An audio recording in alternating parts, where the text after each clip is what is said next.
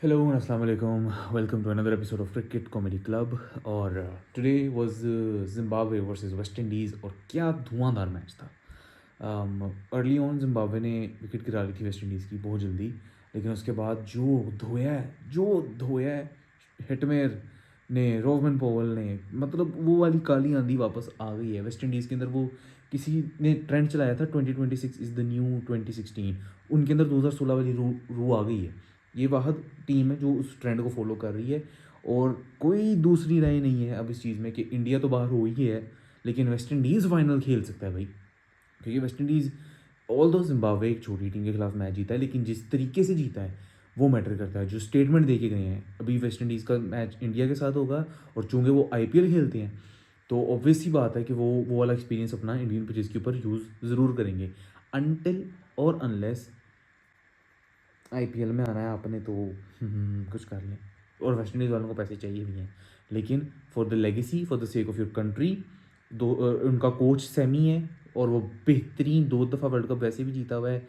वो बेहतरीन आदमी है, बेहतरीन प्लेयर है, बेहतरीन क्रिकेटिंग माइंड रखने वाला बंदा है. तो we expect West Indies to वो उनका कम नहीं है. वो एक एक ड्रोना ख्वाब आएगा, फिर वापस वो काली आंधी वापस आएगी.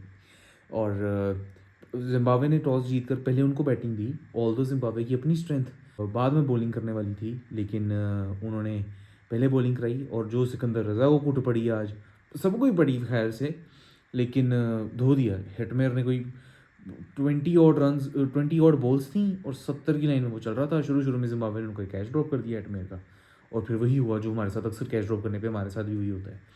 और एक एक मतलब बहुत बेहतरीन किस्म की क्रिकेट थी. दोनों डिपार्टमेंट्स में वेस्ट इंडीज़ ने धो के रख दिया. और जिम्बाब्वे मुझे ये समझ इसलिए नहीं है क्योंकि लास्ट T20 वर्ल्ड कप का जो मैच हुआ था इस पिच के ऊपर, Mumbai was the venue today, यहाँ पर साउथ अफ्रीका और इंग्लैंड का मैच हुआ था. And I remember very clearly 230 odd run बनाए थे पहले बैटिंग करते हुए साउथ अफ्रीका ने, और इंग्लैंड ने चेज़ कर लिए थे 20 ओवरों के अंदर ही. 230 रन बने भी और चेज़ भी हुए, तो ये हाई स्कोरिंग पिच थी. उसके बाद जिम्बाब्वे ठीक है, इतना बड़ा टोटल चेज़ करते हुए वैसे ही आप खो बैठते हो सारा कुछ, लेकिन थोड़ी सी सेंसिबल क्रिकेट खेलनी चाहिए थी क्योंकि जिम्बाब्वे भी बहुत देर से क्रिकेट खेलता आ रहा है. उनका हाल तकरीबन, बल्कि वो बांग्लादेश से भी पहले के खेलते आ रहे हैं. 83 का वर्ल्ड कप आई रिमेंबर, मतलब I wasn't there but I know कि the way they were a threat to Indian team. वो तो कपिल देव की इनिंग्स ने जिता दिया था उस टाइम पर, लेकिन जिम्बाब्वे बहुत देर से क्रिकेट खेलता आ रहा है. तो उसके बाद आज जैसी गेम थी, बॉलिंग में उन्होंने अर्ली विकेट लेने के बाद उनको उनका कमबैक नहीं करवाना चाहिए था. और उसके बाद जिस तरीके की बैटिंग हो रही थी वहाँ पर यूज़लेस. कोई ये मतलब आप चलो इतनी ट्राई करते हो, जिस तरह से कल इंडिया ने कोई ट्राई नहीं की कि हम अपना मार्जिन ही कम कर लें हारने का ताकि हमारा रन रेट ख़राब ना हो, तो जिम्बाब्वे ने भी वही हरकत की कि हम मतलब देवर बिल्कुल 9वें नंबर पे बैटिंग करके वो एवंस उनका 40 ऑड रन स्कोर कर रहा है और वो मार रहे हैं, लेकिन they were very clueless with the bat. और जैसे हम इंडिया वाले मैच में थे. बाकी कल है England versus Pakistan, a very very important game for Pakistan, England के लिए भी, क्योंकि अगर इंग्लैंड कल जीत गया तो इंग्लैंड ने तो आराम से क्वालिफाई कर जाना है सेमीज़ के लिए. They will already be having 4 points. वो फिर एक बहुत रेयर से हमें तो नहीं मिलने लगा. हाँ, इंग्लैंड तो क्वालिफाई कर जाएगा क्योंकि हमारे 2 मैचेस नहीं पड़े हुए, और हमारे लिए लेने के देने इसलिए पड़ सकते हैं क्योंकि हमारा पिछला मैच भी वॉश आउट हो गया था. तो next game, this game is a must win game. मैं भी जिम्बाब्वे वाले ग्रुप में वापस जाता हूँ क्योंकि इंडिया वाला मैं आपको सिनेरियो समझाऊंगा, लेकिन उससे पहले अगर मैं अपने मैच की बात करूँ तो कल के लिए आई फील लाइक कि I was listening the analysis, और वो कहता है कि जो पिच कल जिस पे हमने मैच खेलना है वो बिल्कुल नई पिच है और बिल्कुल फ्लैट पिच है, तो उस पर batting will be a good option. और बैटिंग करते हुए obviously we need to keep in mind our strike rates हमारी टीम को. और इंग्लैंड की टीम चूँकि अभी जीत के आई है और होम टीम के खिलाफ जीती है श्रीलंका के खिलाफ, और एक बड़े स्टेटमेंट देते हुए जीती है, एक बड़े कंट्रोलिंग वे में जीती है, तो ऑब्वियसली वो फुल कॉन्फिडेंस में होंगे. एंड बीइंग ऑनेस्ट, हमें इंग्लैंड किसी भी टूर्नामेंट में गंदा परफॉर्म कर रहा हो, हम उनसे हारने की ज़रूर एक हल्की सी कोशिश रखते हैं. बिकॉज आई रिमेंबर 2023 का वर्ल्ड कप, इंग्लैंड की हमसे भी गंदी फॉर्म चल रही थी, लेकिन हम फिर भी इंग्लैंड से हार गए थे आखिरी match. For me, I think Babar should be in for Shadab Khan and Shaheen should be in for Fahim Ashraf. That is what I think. In fact, मेरी प्लेइंग 11 में मैंने अपने सामने लिखी हुई इस time. Fakhar Sahibzada Farhan, Babar Azam to open, क्योंकि कल एक इंपॉर्टेंट गेम है, we need an experienced batter. Babar Azam को अगर हम पावर प्ले देते हैं ये बता के कि भाई वी नीड रन्स, तो वो ऑब्वियसली गैप्स निकालेगा पावर प्ले के अंदर। When he will get that momentum, तो वो फिर पावर प्ले के बाद भी चलने की एक अप्रोच रखता है, क्योंकि ही हैज़ गॉट इतने सारे रन उसकी T20 में, शायद सबसे ज़्यादा इस टाइम दुनिया में उसी के पास है। तो वो हमें वो वाला एक थोड़ा सा रिस्क लेना चाहिए कल, बजाय कि हम उसी ऑर्डिनरी अप्रोच के साथ जाएँ। तो for me Farhan and Babar should open, then Agha ji, then Saim. Saim भी सिर्फ for the sake of his ball, क्योंकि साइम की फॉर्म बिल्कुल शिट हुई हुई है। तो मे बी अगर वो नीचे बैटिंग करके उसकी फॉर्म चलती है, हिटर तो वो बहरहाल मौजूद है हमारे पास, तो अगर वो हिटिंग कर देता है नीचे से भी तो वेल एंड गुड, वरना for the sake of a ball I want Saim in the team at number 4। Fakhar, उसके बाद साइम के बाद नाफे, नवाज़, शाहीन, सलमान मिर्ज़ा, अबरार अहमद वापस ज़रूर आए, और Usman Tariq. This is my playing 11। लेकिन मुझे पता है इसमें से ये तो नहीं खेलने लगी ना, बाबर खेलेगा तो वो ओपनर आगा जी की मर्ज़ी और माइक हसन साहब की मर्ज़ी है, लेकिन शादाब भाई भी मिस नहीं करेंगे, वो जाहिर सी बात है। तो obviously what I see is के शादाब विड बी प्लेइंग लाजमन इन प्लेस ऑफ अबरार, जो मुझे नज़र आ रहा है। लेकिन अबरार को कल की गेम में मिस करना इज़ अ बिग बेवकूफ़ी, नहीं करना चाहिए। कल हमें लाजमन ये 4 बॉलर्स तो हमारे मस्ट है ना, उस्मान, अबरार, सलमान और शाहीन।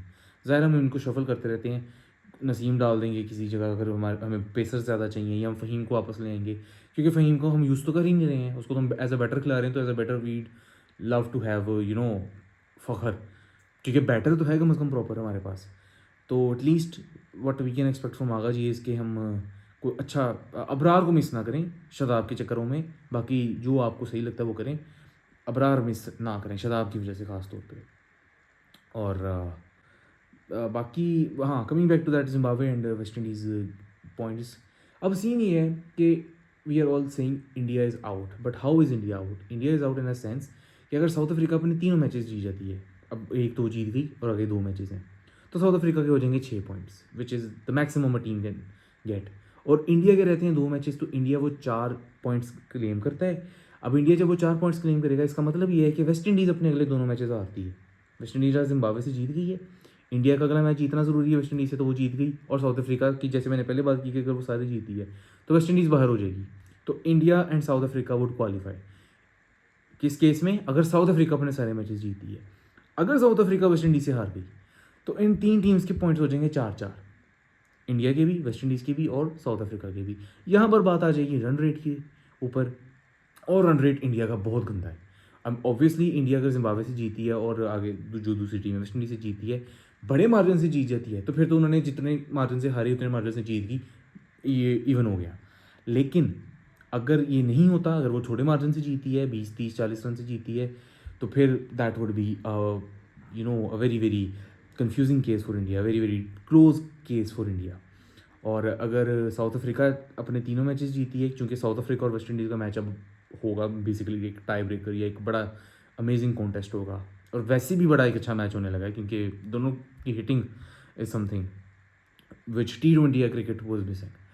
तो this is the scenario. 2 he chances हैं इंडिया के पास क्वालिफाई करने के, या साउथ अफ्रीका सारे जीते और इंडिया भी सारे जीते, या फिर इंडिया अपने 2 जो मैचेस हैं वो बहुत अच्छे तरीके से जीते, ताकि just in case South Africa lose करता है कोई भी मैच अपना अगला, तो वो इंडिया टीम जो है वो उसमें रहे, टूर्नामेंट में रहे। बाकी आखिरी खबर आज की डिस्कशन करने वाली जो है वो ये है कि रावलपिंडी की जो टीम है PSL की, जिन्होंने भी मुल्तान की फ्रेंचाइज की वो वाली सारी शिट हुई, उन्होंने अपनी टीम का नाम रखा Rawalpindi Pindiz. What the F is this logic? ये कौन लोग हैं ये? इनको मतलब मुझे स्पैरो याद आ रहा है कि ये क्या है, मतलब ये स्पैरो से तो नहीं पूछा तुम लोगों ने नाम, ये क्या बकवास है? रावलपिंडी पिंडीज़, इस्लामाबादी इस्लामाबादीज़, फैसलाबाद फैसलाबादीज़, सियालकोट सियालकोटीज़, ये कौन से नाम रखने लगे हैं हम अपनी टीम के? कराची कराची आईटीज़, व्हाट द मतलब मैंने इस टाइम अपने सामने आवाज़ ChatGPT टू नेम, और मैंने शोखी देखो चेक करो भाई की क्या लिखा है। मैंने लिखा है so I bought a Rawalpindi team in a cricket tournament, suggest me some team names. तो उसने कहा okay blah blah blah blah blah, Pindi power hitters, Rawalpindi rampage, Pindi thunder 11, Pindi crushers, Pindi gladiators, चलो ठीक है ग्लैडिएटर्स ऑलरेडी एग्जिस्ट करती है, Rawalpindi raiders, Pindi storm strikers, twin city titans, such a beautiful name, twin city titans. फिर Pindi panthers, Rawalpindi royals, Saddar smashers, पिंडी warriors 11, पिंडी pacers, पिंडी legends, पिंडी express, पिंडी giants, ये इतने नाम, पिंडी dominators, पिंडी blazers, पिंडी heat, पिंडी रेनिगेड्स, थोड़ा सा वो टच दे रहा है बीबीएल वाला, शेरे पिंडी, पिंडी दबंग स्क्वाड, चलो ये थोड़ा सा उधर चला गया देसी उस वाले में अंदर, पिंडी बदमाश, अल्लाह माफ़ करे, Pindi hustlers. But what the hell is Pindi Pindis? Z लगा देते हैं, सियालकोट स्टैलियंस, पिंडी पिंडीज, उसके बाद कह देते हैं बस ठीक है हो गया काम। यार कोई अक्ल को हाथ मार लो ना। हमारी टीम किट बनाते हुए इस टेक्नोलॉजी का इस्तेमाल कर रही है ना, हमारी फ्रेंचाइजीज नाम मतलब ये तो अब बेसिक है यार, ये तो लिटरली 6th क्लास का 5th क्लास के बच्चे ये काम कर लेते हैं आराम से। उनको स्पीच आती है तो वो यही में डाल देते हैं यार मुझे स्पीच लिख के दे दो। उनको कोई कहता है ना कि बेटा आपने कल कोई कार्टून करेक्टर बन के आना है जो कि रियल लाइफ एग्जिस्ट ना करता हो, कोई भी फिक्शनल कैरेक्टर खुद से बन जाओ, तो अपने 2 लाल कपड़े बनाएगा और कहेगा जी मैंने लाल रंग का पहना है, मुझे कुछ फिक्शनल सा नाम सजेस्ट कर दो, वो भी हेल्प ले लेगा इसकी।